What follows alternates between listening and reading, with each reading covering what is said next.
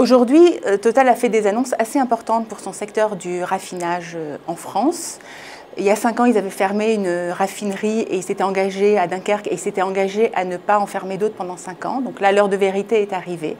Ils ont repassé en revue toutes leurs raffineries en France. Ils ont 5 raffineries et ils se sont rendus compte qu'il y en avait 2 qui perdaient beaucoup d'argent depuis plusieurs années. Et ils ont décidé donc de restructurer ces raffineries. Donc les 2 en question sont la raffinerie de La Mède, dans les Bouches-du-Rhône, et celle de Donges, en Loire-Atlantique. Donc ils ont décidé d'investir, ils vont investir 600 millions d'euros au total dans cette restructuration. Sur les 600 millions, il y en a 200 millions qui iront à La Mède.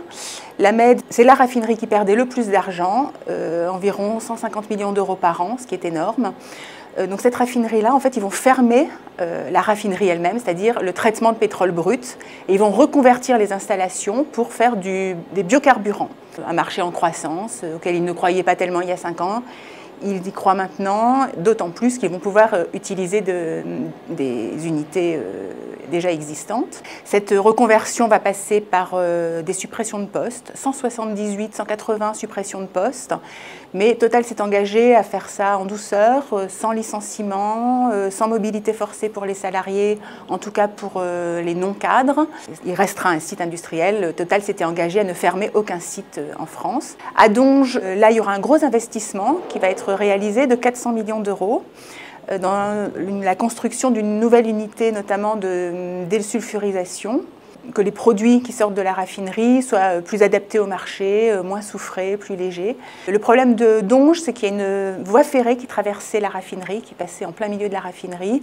Et donc cette voie ferrée va devoir être détournée.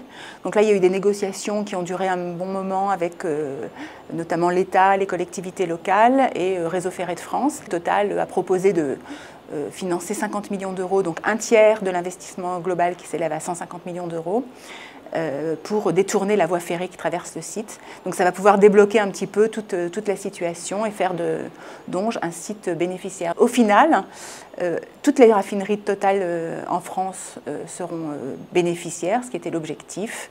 Et Total ne s'engage pas à ne plus fermer de raffinerie, mais affirme que là, son outil de raffinage est à peu près viable à moyen terme.